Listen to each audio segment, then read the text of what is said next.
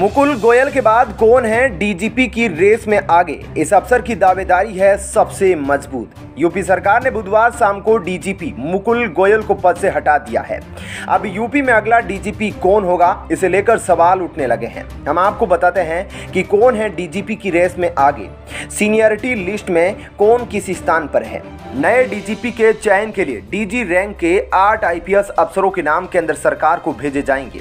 सभी अफसरों के नाम सर्विस ट्रैक रिकॉर्ड के साथ गृह मंत्रालय जाएंगे। फिर गृह मंत्रालय से हर अफसर की सर्विस बुक का पुनर्मूल्यांकन किया जाएगा।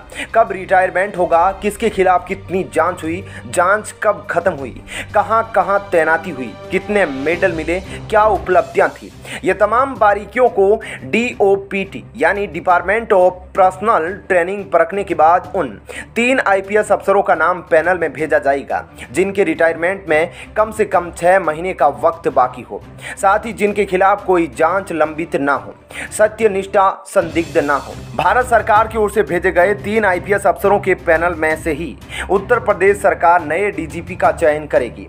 बात दावेदारों की करें तो यूपी में 87 और 88 बेंच के कुल 8 आईपीएस डीजी रैंक पर तैनात है, जिसमें एक आईपीएस 1988 बेंच के अनिल अग्रवाल भारत सरकार में डेपुटेशन पर तैनात है। बात यूपी में तैनात आईपीएस अफसरों की करें तो सीनियरिटी लिस्ट में सबसे पहला नाम आरपी सिंह का है। 1987 बेंच के आईपीएस आरपी सिंह वर्तमान में डीजी ट्रेनिंग के पद पर तैनात है। आरपी सिंह फरवरी 2023 में रिटायर्ड हो जाएंगे। इसके बाद नंबर आता है विश्वजीत महापात्रा का। मुकुल गोयल को डीजी सिविल डिफेंस बनाए जाने के बाद विश्वजीत महापात्रा को डीजी कोऑपरेटिव बनाया गया है, लेकिन विश्वजीत महापात्रा जून 2022 में ही रिटायर हो रहे हैं, यानी उनके पास नौकरी में सिर्फ 2 महीने बाकी है। लिहाजा विश्वजीत महापात्रा डीजी की रेस से बाहर है। तीसरे नंबर पर 87 बेंच के आईपीएस जीएल मीणा है। मीणा वर्तमान में डीजी सीबीसीआईडी है। जीएल मीणा जनवरी 2023 में रिटायर्ड होंगे, यानी उनके पास 7 महीने का वक्त बाकी है। लेकिन जीएल मीणा के साथ बतौर डीजी होमगार्ड रहते भ्रष्टाचार का मामला जुड़ा है। जीएल मीणा इसी बीजेपी सरकार के पहले कार्यकाल में डीजी होमगार्ड थे और होमगार्डों की ड्यूटी लगाने और मस्टरोल घोटाले को लेकर बड़ा विवाद हुआ था। इसके बाद जीएल मीणा को हटाया गया था। सीनियरिटी लिस्ट में चौथा नाम डॉक्टर आर.के. विश्वकर्मा का है। राजकुमार विश्वकर्मा वर्तमान में उत्तर प्रदेश पुलिस भर्ती एवं पदोन्नति बोर्ड के अध्यक्ष हैं। मई 2023 में इनका रिटायरमेंट होगा, जबकि सीनियरिटी लिस्ट में 5वें नंबर पर डीजी इंटेलिजेंस डी.एस. चौहान का नाम आता है।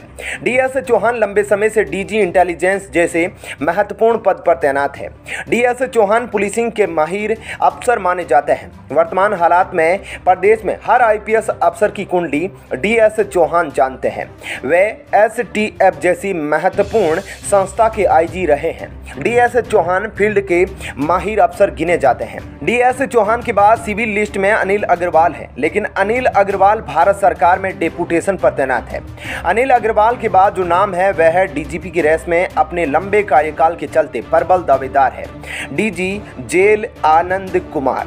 वे लंबे समय तक एडीजी लॉ एंड ऑर्डर जैसे पद पर रहे हैं। वर्तमान में उत्तर प्रदेश की जेलों में हो रहे सुधार कार्यक्रमों में आनंद कुमार की महत्वपूर्ण भूमिका है।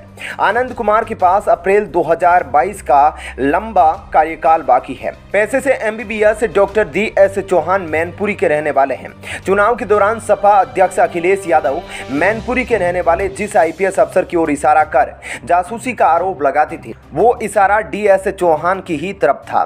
लंबे समय से डीजी इंटेलिजेंस जैसे महत्वपूर्ण पद पर रहते हुए मुख्यमंत्री योगी आदित्यनाथ के सबसे विश्वसनीय अधिकारी है। डीजीपी की इस रेस में जो एक नाम सबको चौंका सकता है वह है डीजी जेल आनंद कुमार।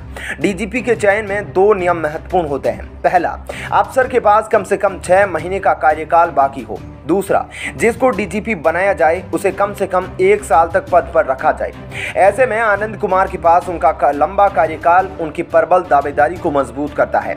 फिलहाल नए डीजीपी की तैनाती में कम से कम 10 दिन का वक्त लगेगा। तब तक ADG law and order Prashant Kumar DGP का काम देखेंगे।